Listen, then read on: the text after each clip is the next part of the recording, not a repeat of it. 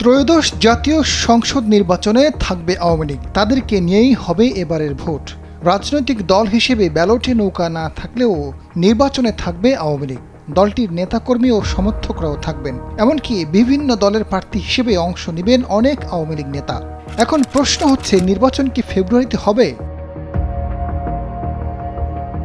জামাত NCP অভিযোগ করছে আওয়ামী লীগকে ফেরানোর চেষ্টা হচ্ছে। তবে এনসিপি নেতা সার্জিস আলম বলেছেন, ভালো লোক রাজনৈতিক দল করলে তাদের আপত্তি নাই।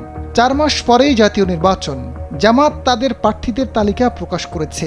বিএনপি বিভিন্ন সংসদীয় আসনে দলীয় প্রার্থী বাছাইয়ের প্রক্রিয়া শুরু করেছে। তৃণমূলে সভা সমাবেশ এবং ধানের শীষের পক্ষে গণসংযোগও চলছে। তবে জনমনের প্রশ্ন, কোনো ধরনের কার্যক্রম না থাকলেও আওয়ামী লীগ কিভাবে নির্বাচনে অংশ নিচ্ছে? বাংলাদেশের আইন অনুযায়ী নির্বাচন করতে আওয়ামী লীগের কোনো বাধা নেই, কেননা নির্বাহী আদেশে দলটির কার্যক্রম নিষিদ্ধ করা হয়েছে। দল নিষিদ্ধ হয়নি। সম্প্রতি প্রধান উপদেষ্টা অধ্যাপক ডক্টর মোহাম্মদ ইউনূসও বলেছেন, আওয়ামী লীগকে নিষিদ্ধ করা হয়নি, তাদের নিবন্ধনও স্থগিত করা হয়নি। শুধু দলের কার্যক্রম সাময়িকভাবে স্থগিত রাখা হয়েছে। যে কোনো সময় নিষেধাজ্ঞা তুলে নেওয়া হতে পারে। গেল 2 সেপ্টেম্বর আরপিও অধ্যাদেশ 2025 চূড়ান্ত করতে আইন মন্ত্রণালয়ের ভেটিংয়ের জন্য পাঠিয়েছে নির্বাচন কমিশন। এতে পলাতক আসামিদেরকে নির্বাচন অযোগ্য ঘোষণা চেয়েছে ইসি। রাজনৈতিক দলের নিবন্ধন বাতিলের কোনো আইন নেই।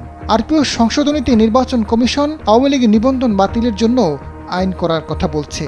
তারা বলছে, সরকার ও আদালত যদি কোনো দলের কার্যক্রম নিষিদ্ধ করে তবে সেই দলের নিবন্ধন বাতিল হবে। আরপিওর সংশোধনী আইন মন্ত্রণালয় অনুমোদন দিলে রাষ্ট্রপতি স্বাক্ষর করে গেজেট প্রকাশিত হলেই সেটি আইনে পরিণত হবে এবং আওয়ামী লীগের নিবন্ধন বাতিল করতে পারবে ইসি।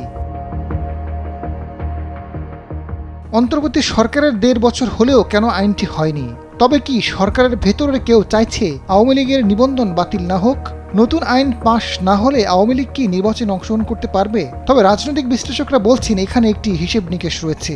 উদ্দেশ্য হচ্ছে আওয়ামী লীগকে দিয়ে জামাতকে ঠেকানো। তবে দলটিকে ঝুলিয়ে রেখে রাজনৈতিক সুবিধা নিচ্ছে বলে মনে করছেন বিশ্লেষকরা।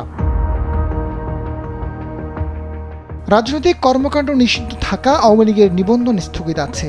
বিদ্যমান আইন অনুযায়ী নির্বাচন পর্যন্ত এই অবস্থা বহাল থাকলে দলগতভাবে আওয়ামী লীগের অংশগ্রহণের সুযোগ থাকবে না।